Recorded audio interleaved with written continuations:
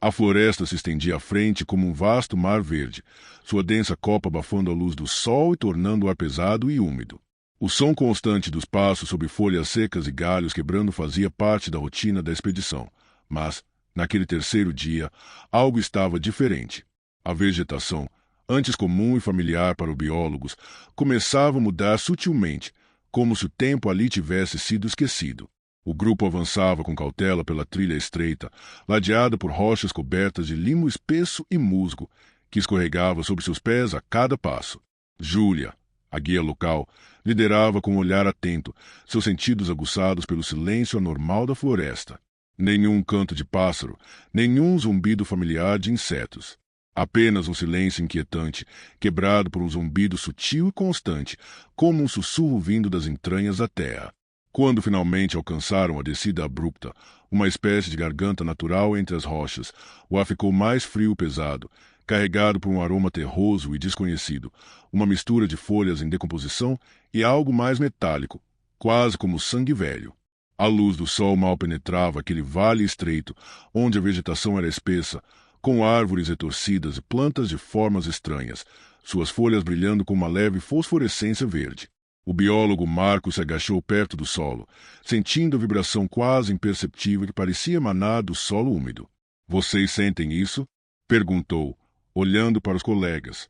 Eles assentiram em silêncio, o rosto carregado de tensão e uma pitada de medo.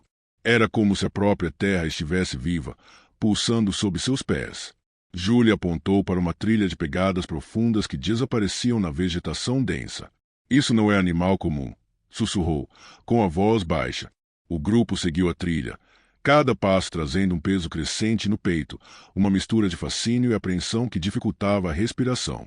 Ao final da caminhada, eles chegaram à margem de um riacho de águas esverdeadas, translúcidas, que corriam lentas entre pedras cobertas por algas e raízes expostas. Lá, algo chamou a atenção de André, o geneticista, uma carcaça parcialmente escondida sob a vegetação. O corpo, grande e imponente, parecia um lobo, mas suas costas estavam revestidas por placas ósseas que brilhavam sob a pouca luz. As patas dianteiras eram desproporcionalmente maiores, enterradas parcialmente na lama, e os olhos, mesmo mortos, pareciam brilhar com uma luz branca e fria. O silêncio se tornou quase opressor. André pegou seu kit e coletou amostras do tecido, enquanto os outros permaneciam em guarda, atentos a qualquer som que pudesse indicar perigo. Mas a sensação era de que não estavam sozinhos. "Isso não é um animal que conhecemos", murmurou André, a voz carregada de um fascínio perturbador. "O DNA está vivo, se regenerando, mesmo depois da morte. É como se o tempo aqui seguisse um ritmo próprio, ou pior, tivesse parado para todos menos para isso." O zumbido no ar pareceu crescer por um instante, um lembrete de que aquele vale guardava segredos que iam além da compreensão humana.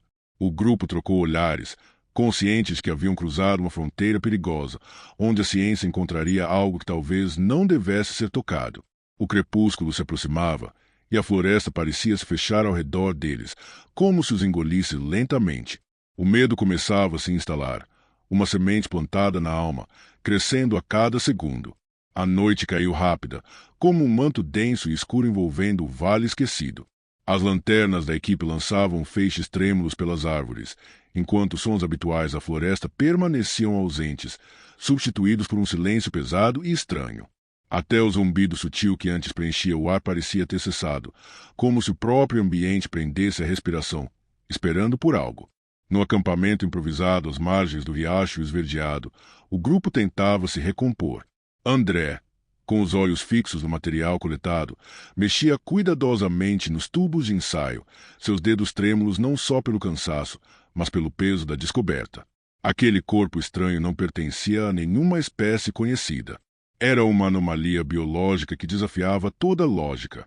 Enquanto isso, Júlia, inquieta, voltou à beira do riacho para observar melhor o entorno.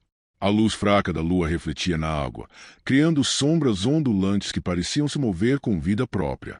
De repente, algo na vegetação chamou sua atenção, pequenos rastros que não pertenciam a nenhum dos animais catalogados antes.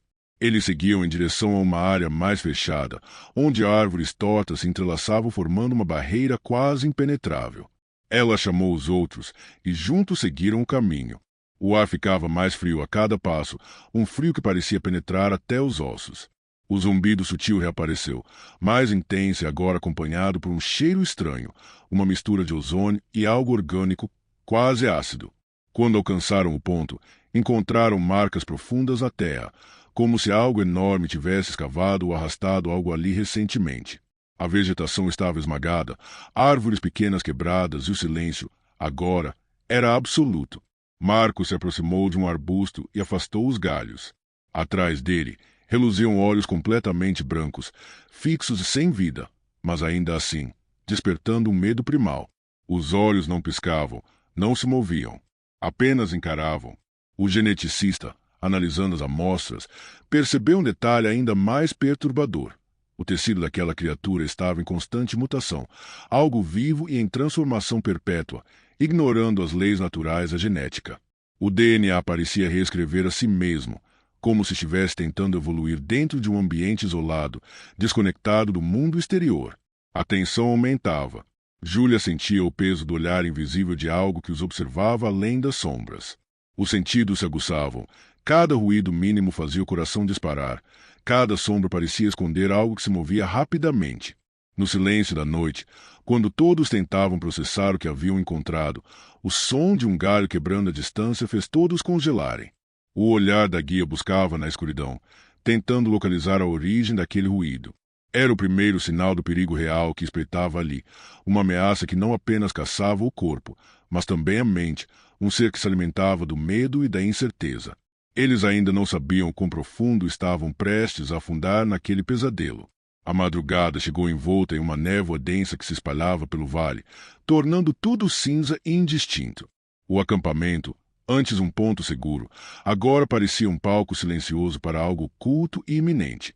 Os sensores de movimento instalados ao redor do perímetro dispararam, instalando em alertas que ecoavam pelo rádio. O grupo despertou abruptamente, seus corpos tensos, olhos vasculhando a escuridão com lanternas que cortavam a névoa como facas de luz. A guia local, Mariana, estava de prontidão, seu rosto endurecido pela experiência em trilhas, mas a tela não conseguiu esconder a apreensão ao ouvir o som grave que emergia da floresta, um rosnado baixo, primal, que reverberava entre as árvores. As câmeras de vigilância captaram imagens borradas e desconexas. Silhuetas se moviam rápido demais para serem reconhecidas. Sombras se pareciam ondular e se deformar, como se o próprio ar estivesse vivo. Algo gigantesco e desconhecido caminhava sobre o cascalho e folhas secas, fazendo um som estranho, que misturava o estalar de ossos e o estalido de pedras. No silêncio tenso, a ausência de passos da guia chamou a atenção. Ao vasculharem o local onde ela dormia, encontraram apenas as botas dela, perfeitamente alinhadas, ainda amarradas. O vazio onde Mariana estivera instalava um medo aterrador, uma sensação de que algo invisível havia invadido o espaço dela sem deixar vestígios, levando-a para um destino desconhecido. O grupo entrou em pânico. Cada um sentia o peso do silêncio crescente. A floresta parecia fechar-se ao redor deles, como se estivesse prestes a engolir toda a vida ali. André, o geneticista, começou a juntar as peças com olhos arregalados. A criatura que encontraram não era um simples predador. Era uma entidade que manipulava a realidade, moldando o ambiente e deixando rastros apenas para provocar medo. Enquanto o frio cortava a pele, o grupo tentou se reagrupar, mas as vozes ecoavam em seus ouvidos. Palavras indistintas se pareciam vir das árvores, da própria terra, palavras que mexiam com a sanidade. O ar ficou denso, carregado de um silêncio ameaçador antes do próximo movimento. Foi ali, na penumbra da madrugada, que a verdadeira caçada começou. O desespero empurrou a equipe para dentro de uma caverna oculta próxima, uma abertura estreita entre rochas cobertas por musgo úmido. O ar ali era pesado, denso, com um odor terroso que parecia prender o fôlego. Cada passo ecoava, ressoando contra paredes que pareciam pulsar, como se a própria pedra tivesse uma batida cardíaca silenciosa. As luzes das lanternas mal penetravam a escuridão profunda. O ambiente não era apenas estático. As paredes vibravam sutilmente, ondulando de forma quase orgânica, como se fossem veias pulsando por dentro da terra. Enquanto avançavam, começaram a perceber algo estranho. Um eco de suas próprias vozes, mas não um eco comum. As palavras se repetiam com um atraso estranho, como se uma consciência invisível estivesse captando e imitando cada som. O sussurro distorcido parecia responder, como se a caverna estivesse viva, observando-os, aprendendo. A sensação de ser observado se intensificou, uma presença invisível crescendo em peso, como um predador silencioso que não precisava de olhos para caçar. André percebeu a horrível verdade. Não era uma criatura qualquer. Era uma inteligência sombria e alienígena, capaz de absorver o conhecimento e as emoções de suas presas antes de atacá-las. Ela não apenas caçava os corpos, ela se alimentava da mente, da memória, da essência do medo. A tensão chegou ao ápice quando um estalo grave reverberou pela caverna. De uma fenda estreita na parede emergiu uma forma grotesca, moldando-se e se reformando enquanto caminhava. Era alta mutante, com membros que pareciam crescer e se contorcer em ângulos impossíveis. Seus olhos, humanos, estavam espalhados pelo corpo em posições erradas, criando uma sensação perturbadora de desorientação. A pele úmida brilhava sob a luz das lanternas, como se tivesse acabado de nascer. Cada movimento era lento, quase hipnótico, enquanto a criatura estudava os pesquisadores. O silêncio se rompeu com o grito angustiado do botânico, que entrou em pânico diante da visão do monstro. A criatura se aproximava, atraída por sua reação. André percebeu que ela respondia a um estímulo químico. O medo em si era o alimento que guiava a besta. Com o coração martelando, o grupo sabia que aquele lugar, a caverna viva, era uma armadilha mortal. Na penumbra daquela caverna pulsante, o silêncio tomou conta após o grito desesperado do botânico. Restavam apenas André e os outros membros da equipe, todos exaustos, olhos arregalados, corações disparados. O rádio de comunicação começou a chiar com interferências estranhas, um chiado metálico que parecia ganhar vida própria. Entre os ruídos, uma voz distorcida tentou emergir, carregada de respiração pesada e palavras fragmentadas. André, com as mãos trêmulas, segurava o rádio contra o peito. Entre os estalos e ruídos, ele conseguiu transmitir uma última mensagem. Ela aprendeu a sentir, a entender o medo agora. Ela quer entender como ser a caça. A mensagem era cortada por um grito agudo e inumano, seguido por um som seco de carne rasgando. Depois, silêncio. A caverna, a floresta, tudo pareceu engolir o som, retornando ao estado de calma ameaçadora. Semanas depois, uma nova equipe foi enviada ao vale. Tudo o que encontraram foram mochilas abandonadas, espalhadas entre a vegetação densa. E pegadas estranhas se mudavam de forma a cada 100 metros, como se a criatura tivesse se transformado novamente, deixando um rastro indecifrável. O vale esquecido continuava escondido, protegido por segredos que ninguém deveria desvendar. A última transmissão ecoava como um aviso sombrio. O medo, afinal, não era apenas uma emoção. Era a porta para o desconhecido. E uma vez aberta, ninguém mais voltava igual. A floresta de Carvalhal do Sul era conhecida por ser um lugar onde o tempo parecia hesitar. No entardecer, a luz do sol mal conseguia penetrar do céu cerrado, deixando o chão coberto por uma penumbra quase permanente, como se o bosque vivesse sob uma constante sombra ancestral. O ar era pesado, úmido, carregado de um cheiro terroso e de musgo úmido, misturado com a fragrância delicada de flores silvestres que pareciam escondidas em seu próprio mistério. 4 jovens aventureiros, animados e cheios de expectativas, avançavam por trilhas pouco marcadas, suas botas afundando em um solo macio e escorregadio pela constante umidade. Eles riam e falavam alto, suas vozes cortando o silêncio da mata com uma energia que parecia deslocada naquele lugar, onde a natureza falava em sussurros e suspiros quase imperceptíveis. O som das folhas secas quebrando sob os pés, o farfalhar distante de pequenos animais e o crepitar ocasional de galhos podres sob o peso de alguma criatura invisível criava uma sinfonia natural que envolvia o grupo. Porém, algo mudou no ar. Aos poucos, a vibração sutil da floresta começou a se alterar. Os pássaros sumiram, o canto dos grilos cessou, e até o vento pareceu hesitar, como se tivesse medo de perturbar algo adormecido ali. A neblina que subia do chão se adensava, envolvendo as árvores num véu espectral, tornando os contornos do caminho quase irreconhecíveis. Um frio inesperado tomou conta do ambiente, e o silêncio que antes os incomodava tornou-se opressivo, sufocante. Ao longe, entre a névoa, surgiu uma estrutura que parecia desafiar o tempo. Uma cabana velha, com madeira gasta e curvada, coberta por musgo espesso e entalhes estranhos que pareciam contar histórias esquecidas. Ossos pendiam nas janelas como sinos macabros, balançando suavemente sem a presença de vento. O cheiro de madeira podre e terra misturava-se com algo mais antigo, quase metálico, deixando uma sensação desconfortável na garganta. Quando se aproximaram, Damião apareceu.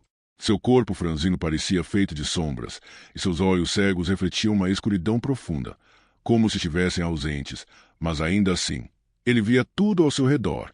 Ele não falou imediatamente. O silêncio entre eles era pesado, carregado de uma expectativa inquietante. Finalmente, a voz dele saiu, baixa e rouca, como se cada palavra custasse um esforço imenso.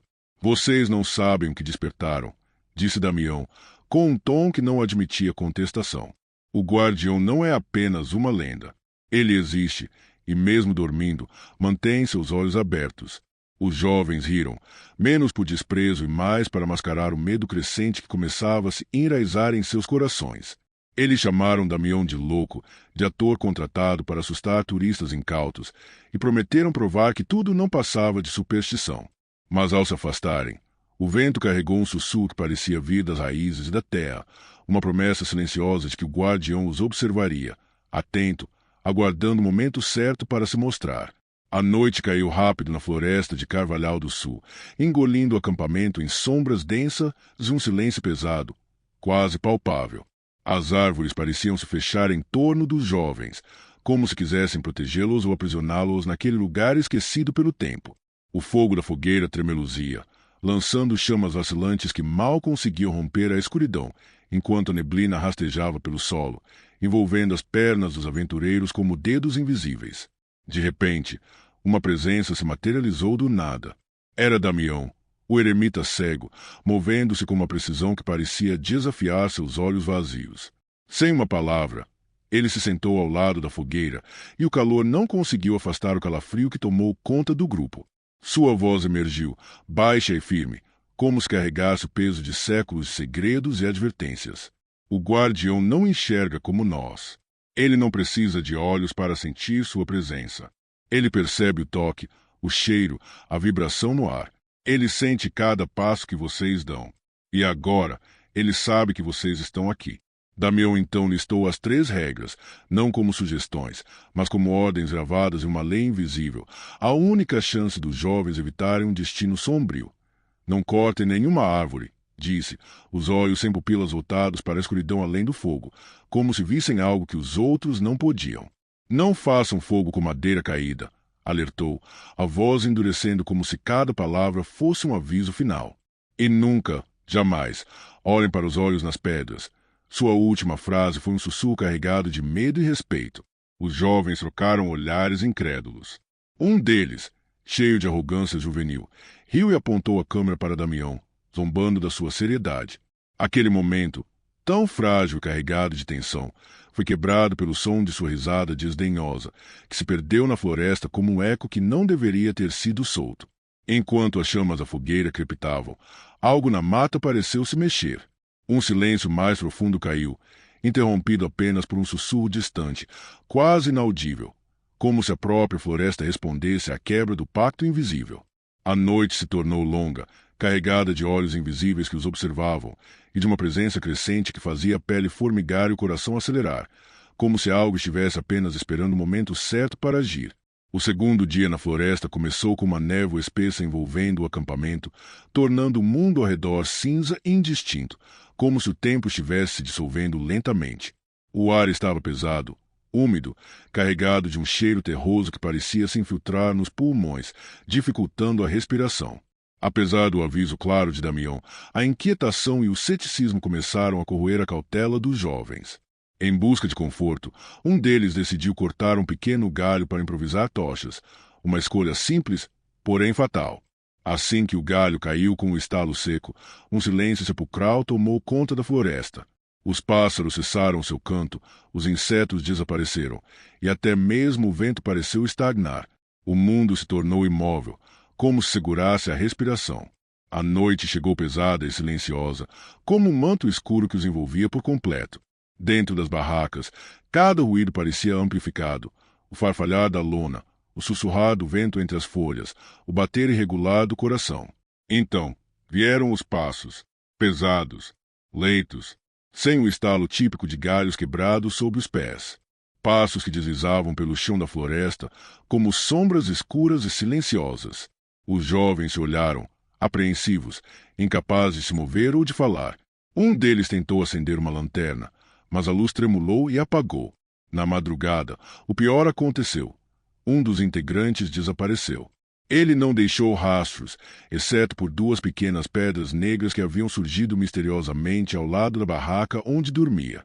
Cada pedra tinha um olho entalhado, olhando fixamente para a outra, como se observassem um ao outro num silêncio profundo e perturbador.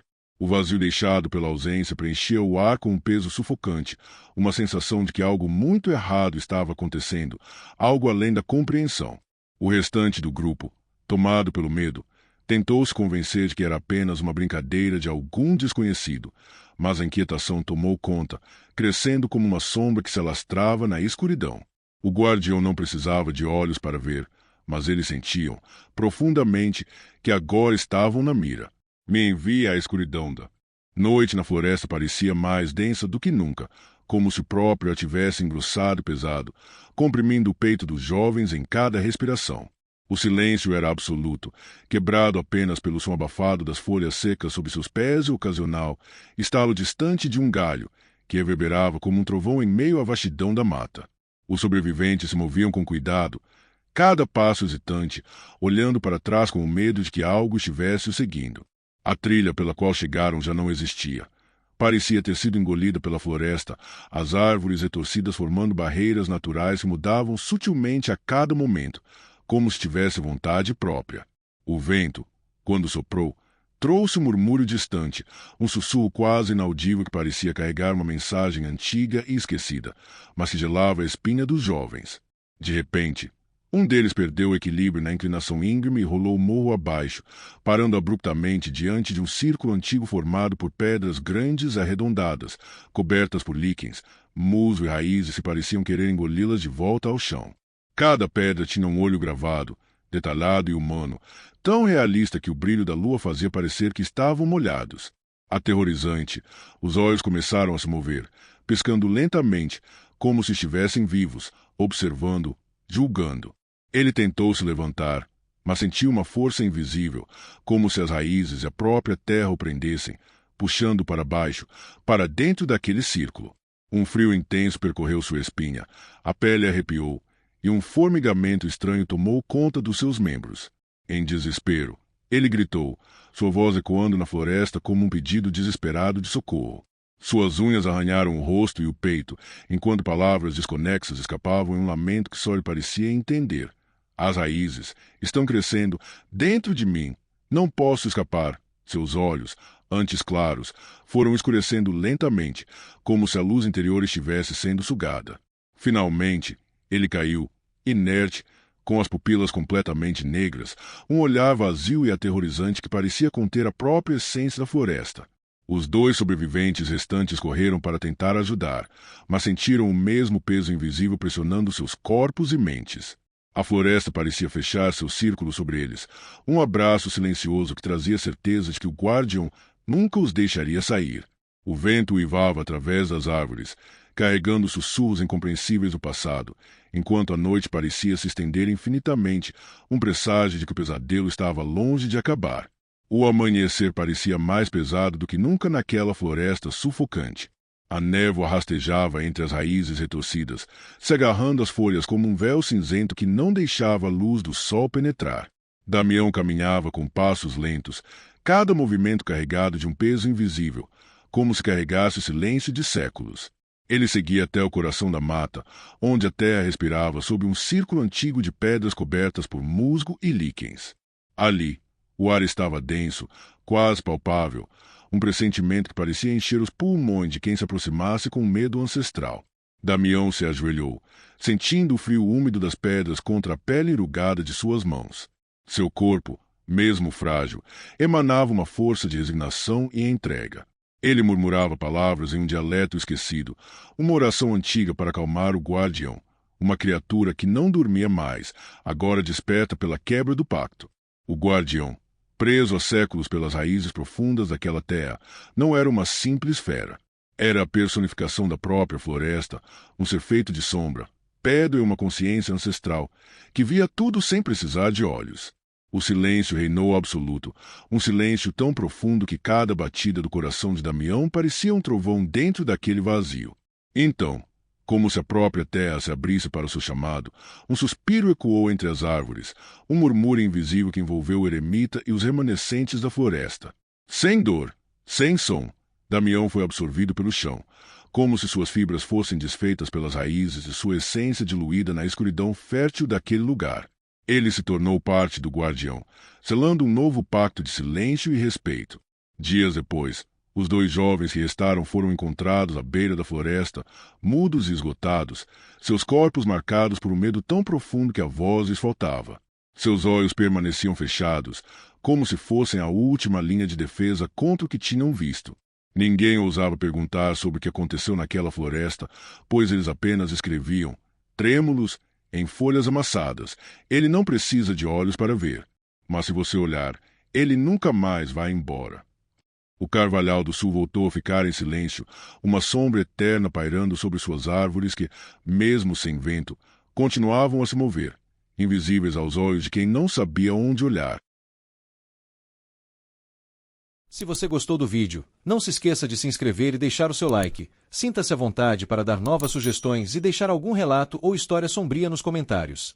Até a próxima!